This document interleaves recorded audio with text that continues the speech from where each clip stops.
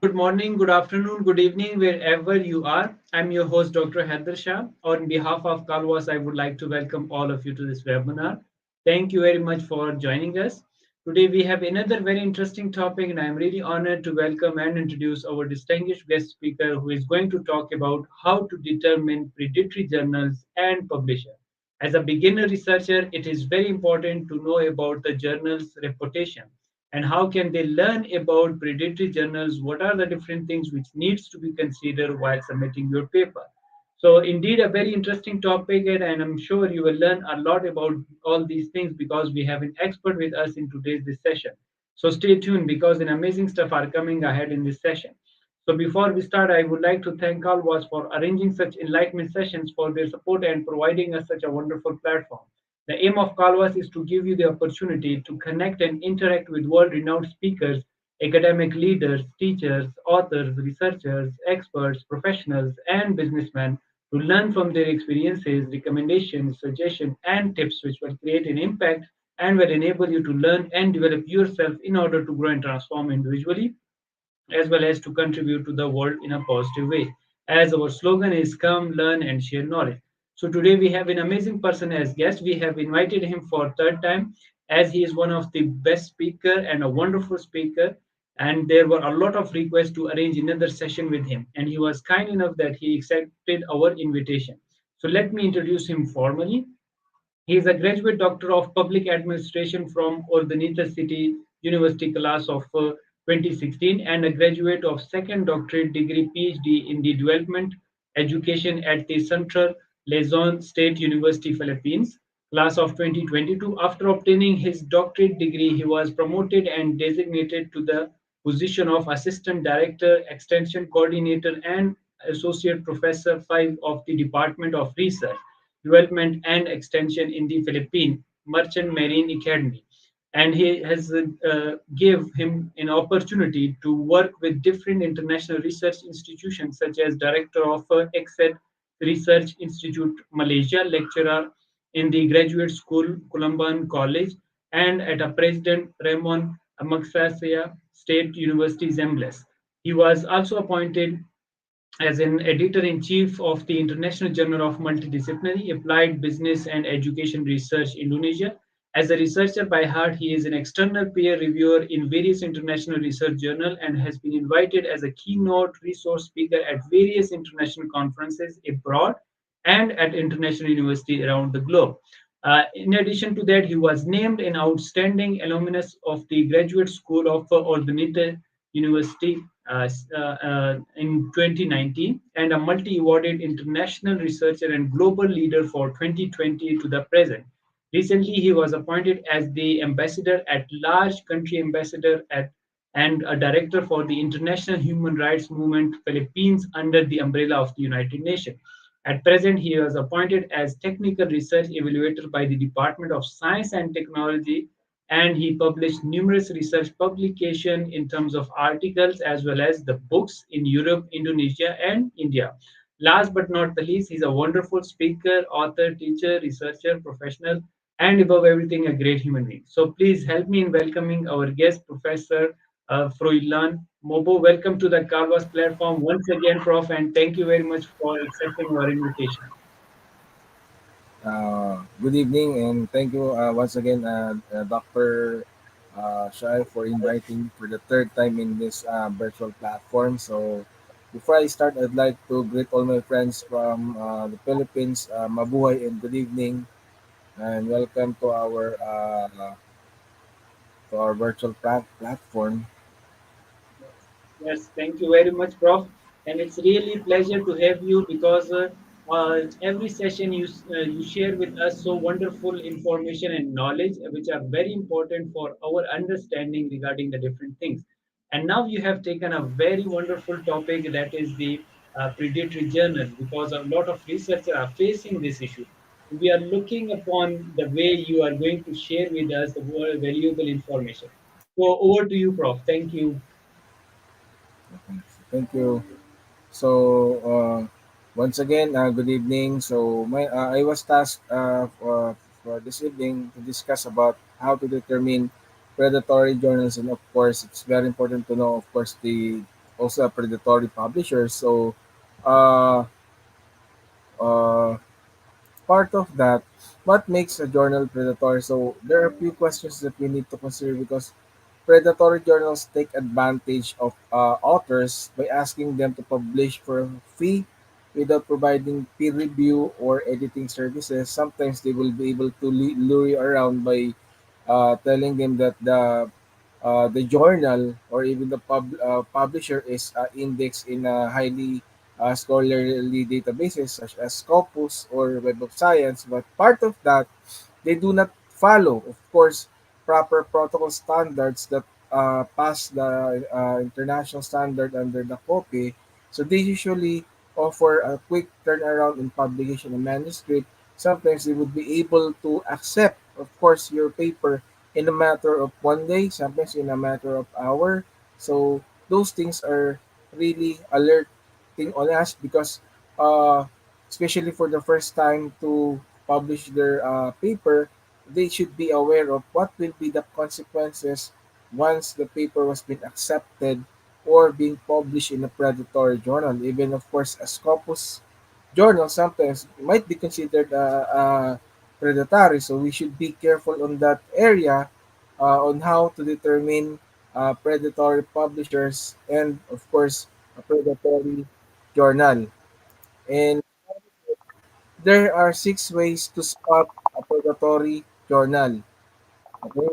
Uh, Part of it is you have to check always the website thoroughly, and part of it you should be aware of if the journal is a member of the Directory of Access Journal, if they are also a member of the copy or the Publication Ethics Board or other prestigious databases that might be considered as part of following international standard in terms of publications. And of course, part of it, you should also check the journal's contact informations if they are really authentic.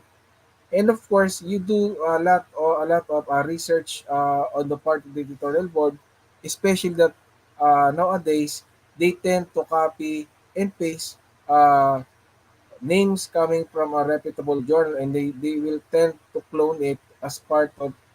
They will lure authors that they have this lineup of editorial boards that other authors might consider that this journal is reputable. So you should consider that as part of being part of the awareness on how to determine predatory journal. Then take a look at their peer review process and publication timeline. Sometimes they will just accept your paper, and the most sad part that they will not do a peer review process. So it is very important to take a look at those standards, following international standards in terms of double peer review, in terms of following the copy guidelines, and of course, we have to read past issues about the journal. For example, if the journal was being indexed before in Scopus, and the last publications that they have is, for example, is 2 years ago, and the journal was already delisted in Scopus, you should be aware on what will be the last issue. So part of it, it might be considered predatory. Even they have logo of Scopus in the indexing or abstracting corner. So you should be aware that you should do some listings or research about the history of the journal, whether that is predatory or not. And of course, part of it, spam researchers with many emails inviting submissions tend to be part of a predatory publishers, even conferences. Sometimes they are part of the predatory group, and sometimes they also advertises very fast submissions to publications. They will just tell that they will you have to send your paper and they will be able to publish that in a matter of hours or in a matter of 1 day. So that is publishing out of scope articles are also being considered predatory. So you should always check the scope of the journal whether they followed an international standard, and then part of it follow the of course the guidelines which is being set. But if they have a poor or non-existing editorial services, you should be aware of it. And of course, sometimes they hide information on charges. Sometimes they will just lure you that the journal offers free APC charges, but once the paper has been accepted, they will just send you a billing statement telling that yeah, you should uh, settle this one. So you should be careful in that part. And then no editorial board is listed, and part of it, you you should do research or directory listing on other databases, and of course sometimes other predatory journals, they have lack of information about the peer review process and even the licensing and copyright. Okay, so you should be able to consider all those factors in determining on how to check uh, rep, predatory journal, because even they will just post it in their website that they have an impact factor. You should always validate and check if that data is authentic. It's very important to check that always, especially to go to the exact link, because in other journal, just like in my journal, in the International Journal of Multidisciplinary Applied Business, HMOBER, we s- see to it that all the indexing has its link that will redirect to the exact website that they will tell you the exact impact factor of each articles and of course citation. So with that, which means that that journal is uh, following standards, which means that is reputable, which follow certain guidelines coming from copy, coming from IBSCO or any uh, indexing databases. It's very important to follow that, and of course about the awareness processes. And then a good example of a predatory journal, just like what I'm trying to show to you, is actually this is a good example. 2 months ago, the reason why I put this into as an example, the journal of ours was being cloned by a group of researchers that they tend to say that these are the group of researchers. So if you're going to check on this, actually this website was already been suspended because I already make a report that this is a group of predatory publishers and group that they tend to clone our website. So which means that they are fake publishers, and they belong to fake publishers, and they are fake of course journal. And part of it, how to avoid predatory publishers. So it's very important that publishing is the practice of publishing scientific articles for a charge while failing to provide the services that they would be typically anticipated. Some standards, sometimes they will just tend to publish your paper without having a double peer review process. Sometimes it includes lacking effective peer review. And part of it, they could not guarantee a high caliber and reliability paper. Sometimes once your paper was already been published, you would not be able to contact those predatory publishers or those journals. So, and it is also possible in the absence of an editorial board in predatory journals and publishers. So even they do have members, they might not be able to uh, reply to your email. Sometimes, just like what happened to our journal, it was copy and paste. So my journal was a victim of a cloned journal, and we were able to request to suspend that website.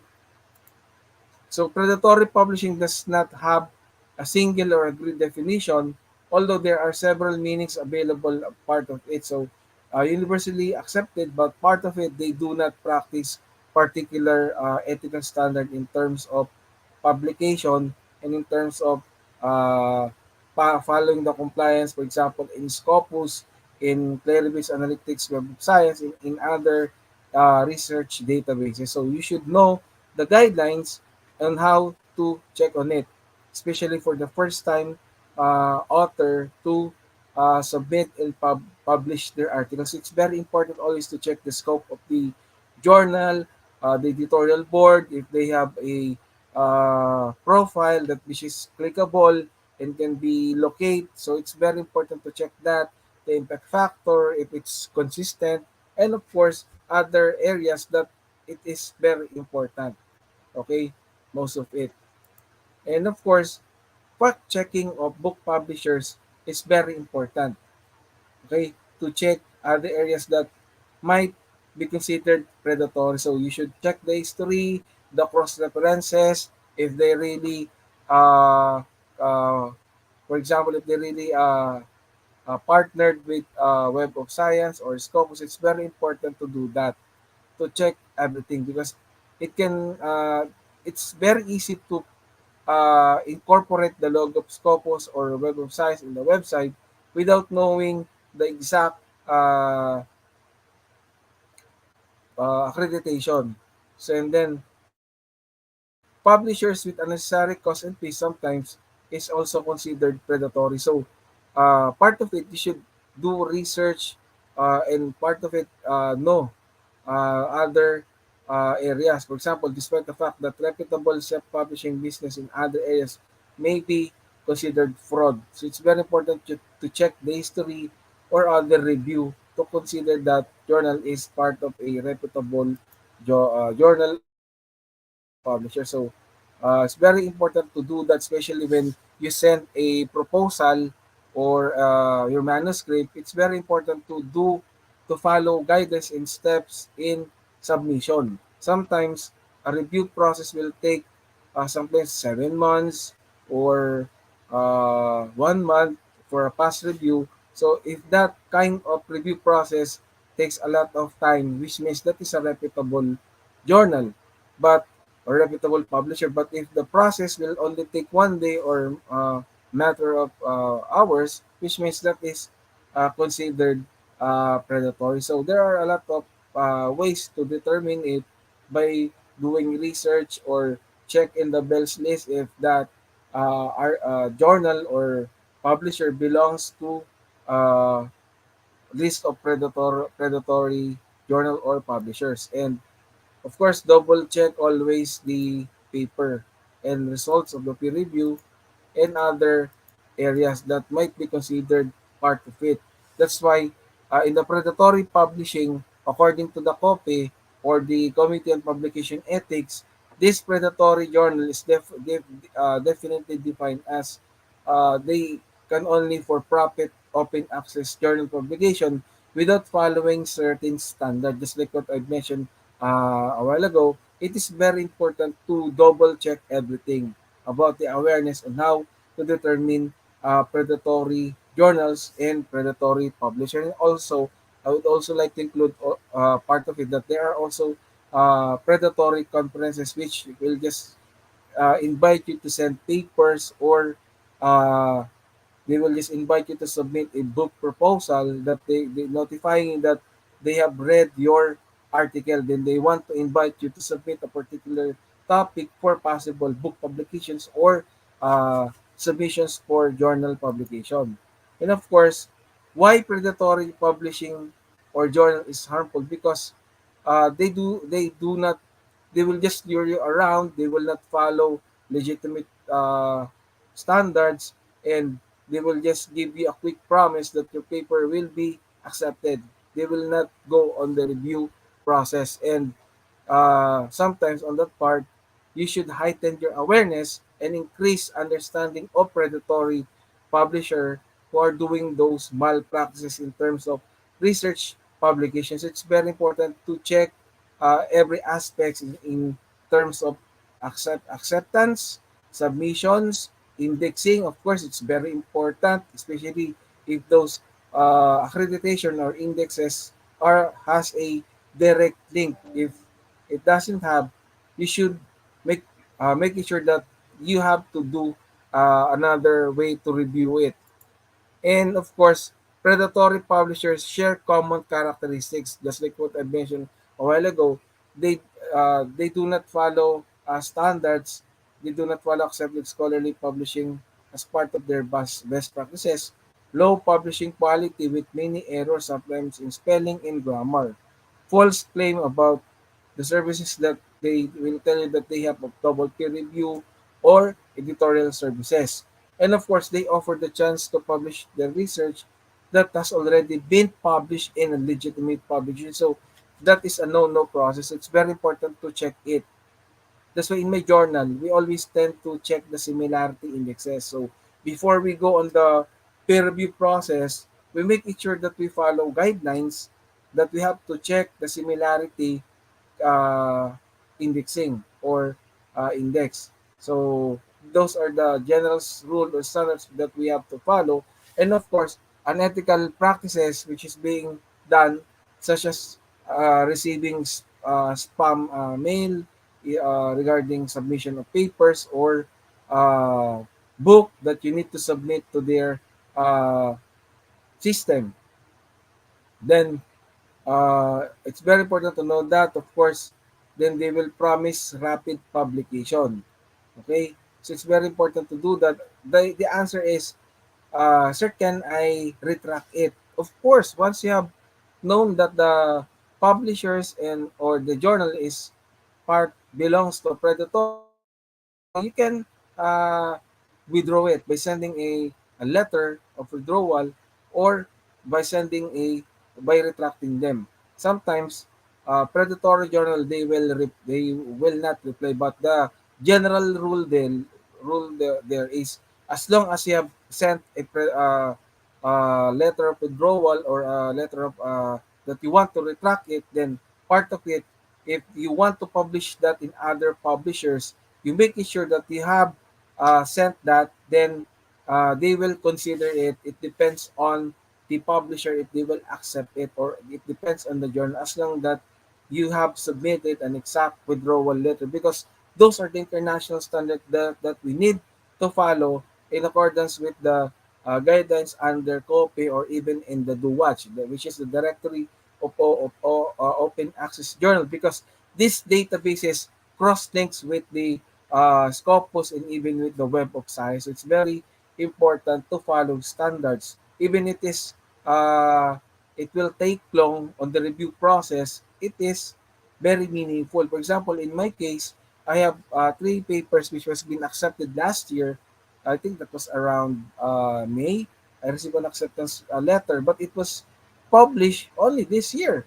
So it's almost around 1 year. On my part, that is normal because it belongs to a reputable journal, which means that they followed certain guidelines. Sometimes they will just send your paper with comments and suggestions. Once you have done it, they will send it again for another set of comments and suggestions. But those things are normal, especially if you're trying to check the scope and other uh, method that they want to see, especially if they are looking on the part of your methodology, on your research, on your results and discussions. They will just ask something. So you need to comply with the requirement which is being asked by the editorial board or even the reviewer.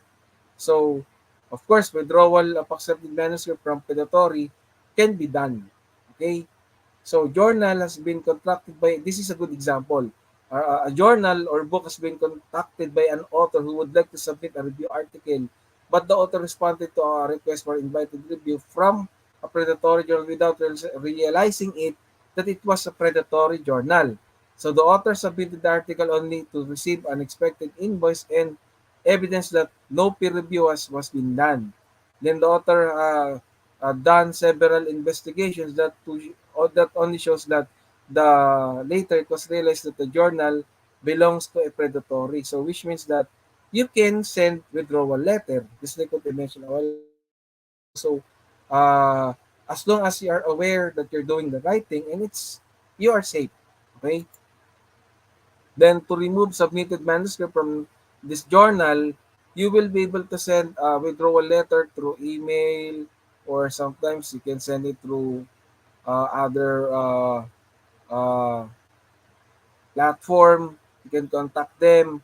Then the paper will just will be removed. Okay. But in the case of our journal, which was being cloned, uh, the, the, the, the those steps that I've done is I just check the hosting company and reported that that is a clone journal that copied our original website. And of course, these are some good example of scenario which is being done by legitimate publishers and legitimate journal. Okay, and there is a rise of predatory or questionable journal nowadays because of they want to uh, charge high article processing charges, and they want to collect this from the authors, for example, especially for the uh, first time beginner author that they want to publish their paper. So what I want to share is that always do uh, review, a step by step review to check the editorial process, the editorial board, and always check the guidance which is being set by copy in terms of APCs. Because they will just, their objective is only to collect money, but their purpose is not really good. Because once the paper is being published in a predatory journal, you will now have a big problem. Okay. So even predatory conferences can be exploited and can sometimes earn profit from researchers. Of course, it's very important to check always if the link is really existing and if they belong to a particular group of highly recognized databases, such as, for example, in a Web of Science or other uh, indexing partner. And of course, on the Committee on Publication Ethics, does the publishers belong on that? So if copies community to follow guidance, uh, I think the journal belongs to a reputable one. And of course, blacklisted are part of potential predatory journals on an open access publisher. So you can also check that on the Bell's list about predatory publishers or even predatory journals. It's one way on how to check those blacklisted journal or even publishers. And then, what does an author need to publish a book? So you have to check always the certain guidelines. Then how to protect, of course, your book from being copied, so you can register it in a copyright office or even uh, in your country. So what happens when you publish your paper in a journal? So publishing an article in a predatory journals will of course ruin your reputation. Your paper, you will be able to waste your research. Okay? So it's very important to do a lot of research and to do a lot of effort to know the history of the journal. So many resources exist on identifying and avoiding predatory publishers. It's very important to know that. Okay? And what is the difference between predatory journal and serious journal is that one of the main differences between these two areas is that journal which is predatory, yeah, they do not follow certain guidelines. But if it's a serious scientific journals, they will follow series of double peer review. Sometimes it will be reviewed by an editorial board who specialize on that particular subject matter. And then if there's a need to have it reviewed din again, which means that is an normal process which is being done in a reputable journal or reputable publishers. And how do you respond to a journal is just ignore them. So if you get or receive an email from an unknown publisher or group or a person, the best way is to simply delete it. Do not respond or click to any link, and do not engage, and do not submit your manuscript. Okay? And I think those would be the last part of my presentation. So if you have any questions, I think I would be able to, I will glad to answer it. So that would Yeah. be all my part on how to determine predatory publishers and predatory journal. Yeah. Thank you very much, Dr. Prof. Really, that was a wonderful the way you explain everything. And I like the way you just started it from the different six ways how can we spot the predatory journals. And then very nicely you have talked about the editorial board, that how can we check it. And most importantly, what are the different things which actually points out towards the identification of the predatory journal, because they look like just a serious journal. But very nicely you have talked about how can we investigate about it, what is the role of the pop for that perspective, and how can we check their different aspects, which is for example from their websites, from their details and everything. And if we publish over there, what is the way to even withdraw your paper. You uh, talked about very nicely that how can we actually save ourselves from these kind of predatory journals. And most importantly, that what are the different things which we need to consider even before sending to the journal. So many questions, Prof, you have already addressed in your wonderful presentation, but there are a few questions which needs your attention regarding that how can they avoid it. The first question, Prof, they would like to ask that, Prof, you also talked about that receiving the different emails to publish with them. So, Prof, do you think that the prestigious journals they do not send email to publish with them, or it's the only fake journals which send email to publish with them? Your recommendation on that, please. Come again, sir. Can you repeat it again, sir? Come again, Yeah, the sir. question is, Prof, that share with us that sometimes we receive email to publish with us from publisher.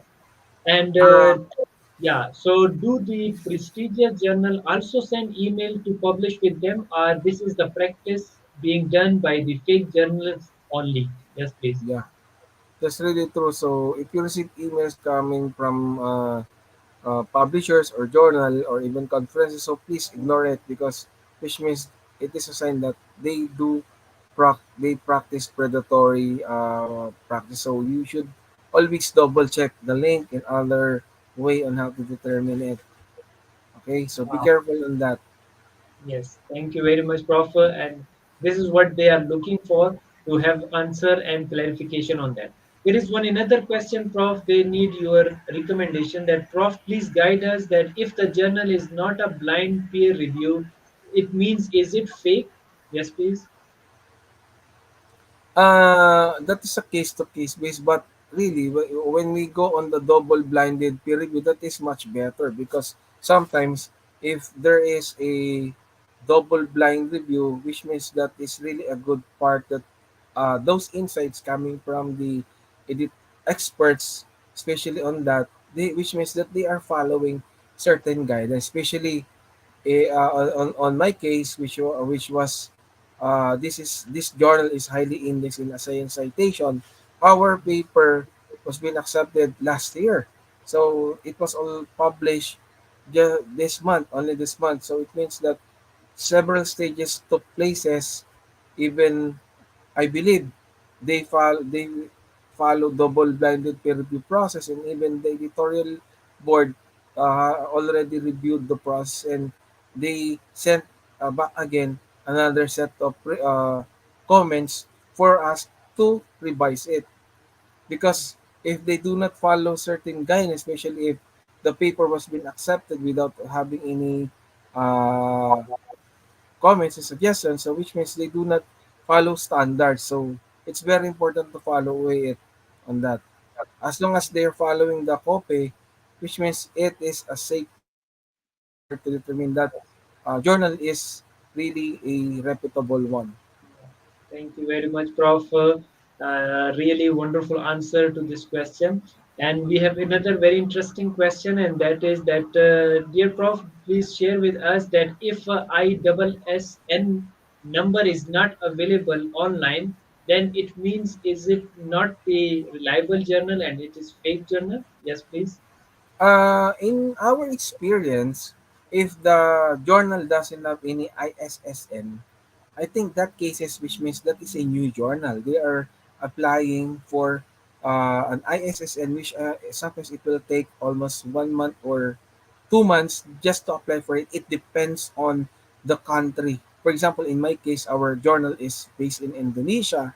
it almost take almost 2 months for the approval of the uh, ISSN. Sometimes the technique of other journal will uh, call for paper and they will accept papers without any article processing charges. So those are simple ways that they are following standard because those are the standard operational procedure in opening a new journal or establishing a new journal, and that is a normal thing. Okay. Yes, Prof. Thank you very much, Prof. And other question you have already addressed in your wonderful presentation, which was all about the how can we find the different databases, what is the way and how can we check it, what are the different ways to investigate about it. So your presentation and your content was so powerful that it had contained all those questions. And Prof, since you know that at the end of the session we ask our each guest regarding their message to the world, so now this time, what message you will give to the world, and how do you see that what is going to be impacted in the future, particularly for researchers? So, what is your message to the world as a speaker, author, teacher, researcher, trainer, learner, professional, and educator? Yes, please. Especially as a writer and a in terms of publication. So it's very important to follow certain guidelines under the copy standards and other international standards or regulations that we need to follow, because if we do not follow on that, later we will be able to uh, receive problems or arising problems. It's very important to follow certain regulations coming from a certain international group. Yes, Paul. Thank you very much. It means that one has to be very careful while just considering the journal, particularly their standard, their way of doing, and what are the requirements, and particularly what standards they are following, and how can they follow it, whether this there is a blind review process or not, and what are the different things in order to ensure the validity and reliability of the journal.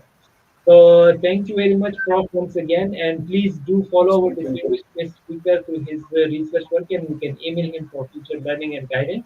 He's very generous and always ready to help the people.